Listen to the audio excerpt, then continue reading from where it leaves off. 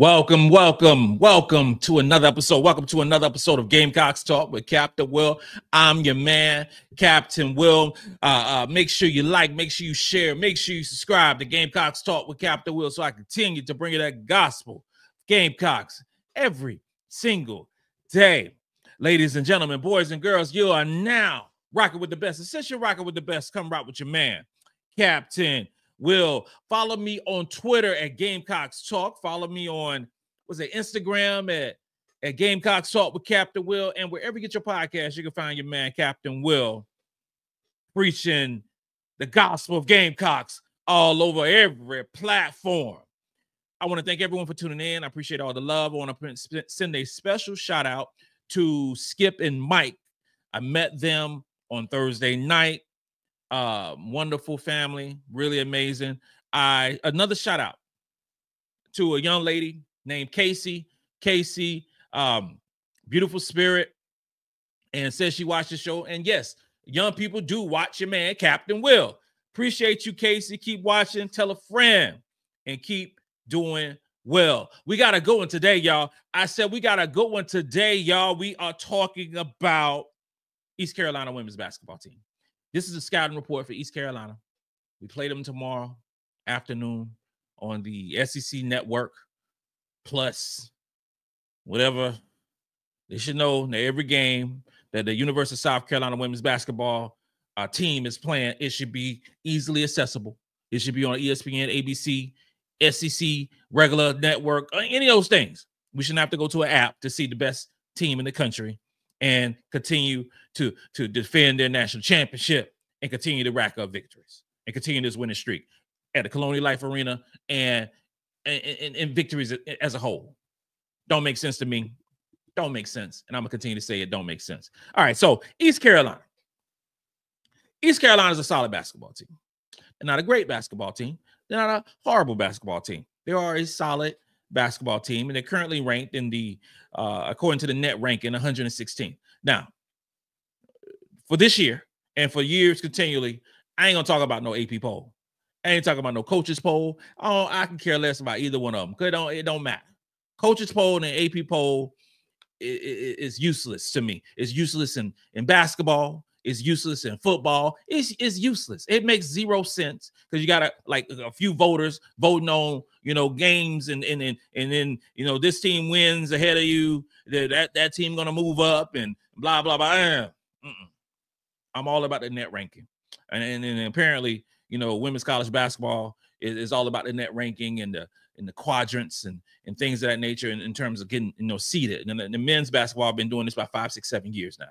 And the ladies are moving over to that new method where it actually matters who you play. Those things matter. Who's on your schedule. If you win at home or you win away, those things matter. If it's a neutral site game, those things matter. So everything is broken up in quadrants. And easy to explain. If you play a team that's in quadrant 1, you get more points in terms of when it comes to seeding. And if you continue to stack your squad with teams in quadrant 4, and quadrant 4 means teams on the lower tier of net ranking, then you're not going to get rewarded. So we're not going to get rewarded on bad behavior here on the Gamecocks Talk with Captain Will. Just not going to happen. Nope. So in terms of East Carolina, they have 116th net ranking. That's about a top third in the country. And their strength of schedule is about middle of the way, 187th right now. And strength of schedule is only through 3 games. So it's kind of hard to quantify, but it is what it is. They lost to James Madison. James Madison is a top 100 team, about 108th, 109th, somewhere around there. You're a decent basketball team. They beat a Charleston Southern, and when they played against James Madison, they lost by, I want to say 7 points, but it was out rebounded. Out rebounded by what? 10, 15. But what was key with James Madison is even though James Madison won that basketball game, James Madison committed 20 turnovers. They still managed to win because East Carolina shot the ball horribly. Okay. But 20 turnovers is 20 turnovers. And East Carolina only turned the ball over 10 times. And I bring that up because in a press conference, Dawn was talking about East Carolina, and she was saying how they get after the ball. They get a lot of steals. They get a lot of steals during basketball games. They are very aggressive offensively, or I should say defensively, in taking the ball away. And their guards are good at it. But at the end of the day, when their only loss was against a 105th ranked team, they shot 28% from the field, and they shot 20% from three. Okay. And now, not going to compare James Madison to South Carolina in any way, any shape or form, but let's just give you an idea of the level of competition and the level of the loss that they had against James Madison. But with that being said, they're not a good three-point shooting team. They don't shoot the ball behind the three-point line much. You know, right now, currently, they're 320th in terms of three-point attempts. They had about a 25%. So they're not going to shoot the ball a lot, and you know, and from that range, they're going to try to get a lot of twos versus threes, and it could be because they're only shooting about 30% from three-point line. You know, so far through 3 games, and even last season completely, they didn't shoot the ball well from the three-point line. So I'm not going to delve too much on the three-point shooting of an East Carolina basketball team, but I will say this right here. They start 3 guards, they start 2 forwards, and their 3 guards get after it. And I think the best player on their basketball team is Jayla Herp. Probably saying the name wrong, but Jayla, she's a nice basketball player, 5'9" guard, leading the team in scoring, solid basketball player, and she can defend. She can defend. She has a decent defensive rating of 72.6, and she's averaging 3 steals per game. Okay, and 17 points, shooting about 42% from the field, 31% from 3. She's playing good basketball with an offensive rating of 111.7 and a defensive rating of 72.6. She's going to put pressure on our guards. Let's be clear.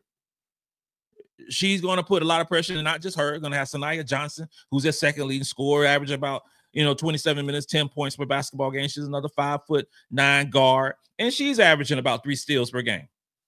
And she's playing solid defensively, defensive rating of 74.9.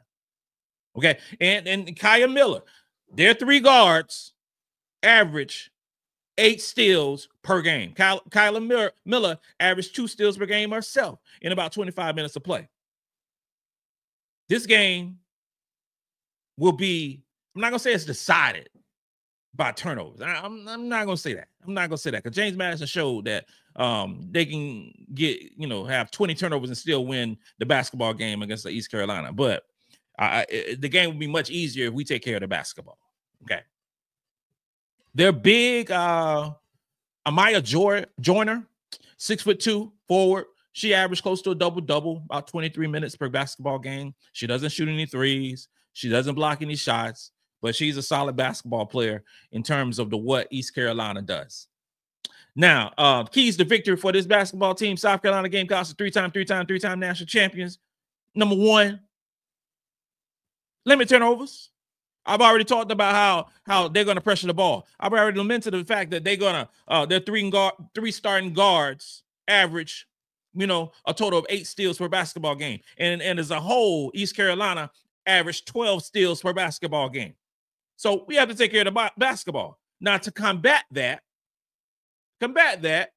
South Carolina got Raven Johnson, Bree Hall, and Tahina Pow, who all 3 as a total has turned the ball over 10 times through 3 basketball games. Okay, so our guards take care of the basketball. I don't see that being an issue, especially with these 3 right here taking care of the basketball. So I envision us continuing to play the way we've played last on Thursday in terms of taking care of the basketball. Not like we did against North Carolina State, but y'all know what was going on with North Carolina State in terms of turnovers. Our guards will take care of the ball tomorrow. I believe that, and I think that's going to be a big thing for us. Second thing, rebound the basketball. If James Madison out-rebounded East Carolina, I know for sure we're going to out-rebound East Carolina. Not only out-rebound, but I'm talking about decisively out-rebound them, offensively and defensively, and become that presence that we all know and love. Okay, so I think the lineups that we saw on Thursday are going to be a little different in terms of rotations, because it was almost like a hodgepodge of lineups. You know, it was different. But I think now with East Carolina, which is the better team than Coppin State, you're going to see more decisiveness in terms of the rotation pieces in that regard. So Tessa's not playing. Okay, so if Tessa's not playing, you're gonna see more of MiLaysia Fulwiley. You're gonna see, you know, you're gonna see some Maddy McDaniel.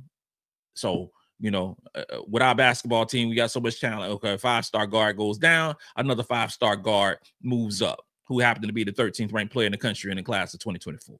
So special having all this goodness on this basketball team. I just have to say. But I think Chloe and I believe Joyce and Watkins are going to have great games rebounding the basketball, and particularly offensive rebounding. I think you're going to see our size kind of overwhelm them, and we get a lot of second chance baskets in this basketball game. But, you know, we have to get off to a better start. We didn't get off to a good start against Michigan. Michigan was up 7-0 before I could take a swig of my drink. You know what I'm saying? So we got to get off to a better start with that. And North Carolina State, in my home spot at the Crizib in Charlotte, you know, North Carolina State led the whole first quarter. And it was up a good portion of the second quarter. And then we went on a little run. And then even with Coppin State, we trailed Coppin State 16-13 because we've got off on some bad starts over the first 3 basketball games. Now, we've talked so much about Chloe, who's been balling out in the starting lineup.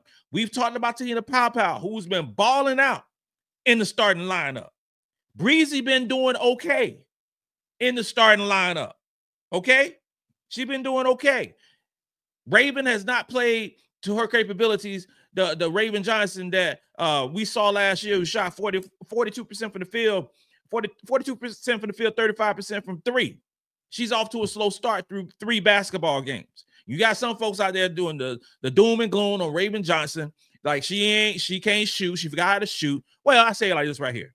Through 3 basketball games, Raven haven't shot the ball well. She's shooting about 18%, actually about 13% from the field. She's 0 for 7 from 3. All right, so she ain't shooting the ball well yet. It seemed like against Coppin State, there was concerted effort to get Raven going early, but she missed some quote-unquote easy baskets that she normally would hit.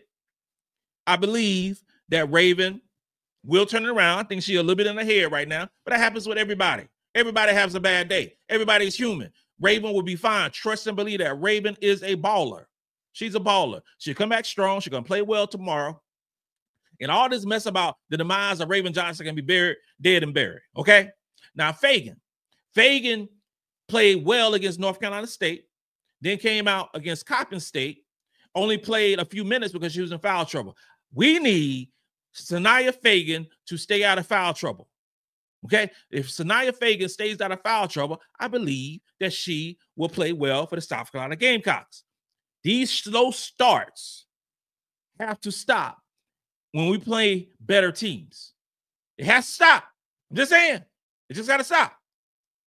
Hopefully this is just a blip in the screen, a blip in the matrix with these slow starts, and we won't talk about them later off in the season. But through 3 basketball games, we have gotten into slow starts. Now, I talked about Raven not shooting the ball well. Okay, got it. Okay, she is averaging 7 rebounds. She's 5'9". Okay, so everything does not stem from shooting the basketball. She's averaging 7 rebounds. She's averaging 3 assists. She's averaging 1 steal and 1 turnover. Okay, so she is doing other things other than putting the basketball in a hoop. Okay, that will happen. All right, and Sania, she's only played about 16 minutes per game because the last game she didn't play much at all. Averaged about 4 points, 4 rebounds, shooting about 36% from the field, about 1 block, you know. But though she's averaging more fouls than anybody on the basketball team. She's averaging 2.3 fouls per game. That has to change. So she foul, she ain't gonna play much. That's why you saw more of Maryam in the basketball game. Now you got Watkins, who I assume is getting her win back in terms of basketball shape, and will play more and more and more. We gotta watch some things. Against East Carolina, because Dauda balled out. She had 10 points, 8 rebounds against Coppin State. Okay, we got to see some things. But I believe that Sania Feagin is going to play well tomorrow.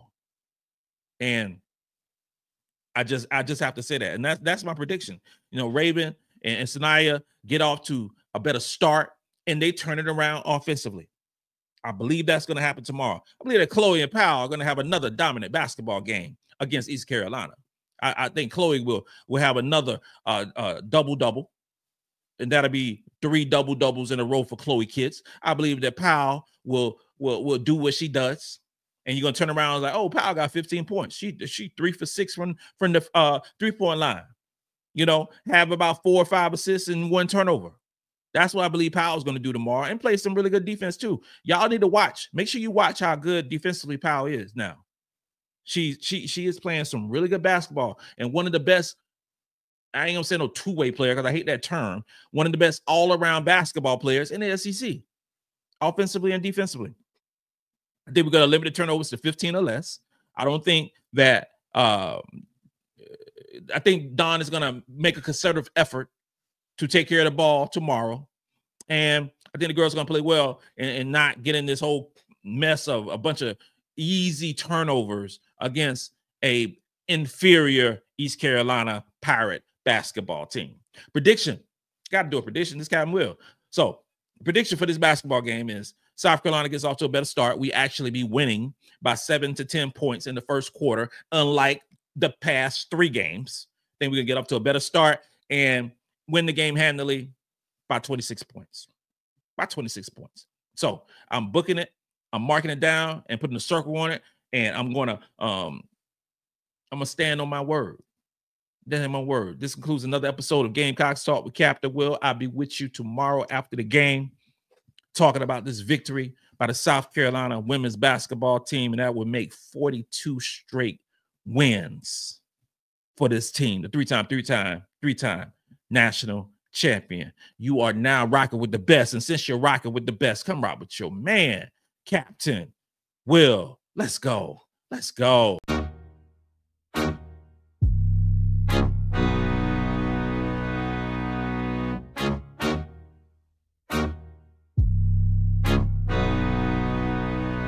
J-Rock did this beat.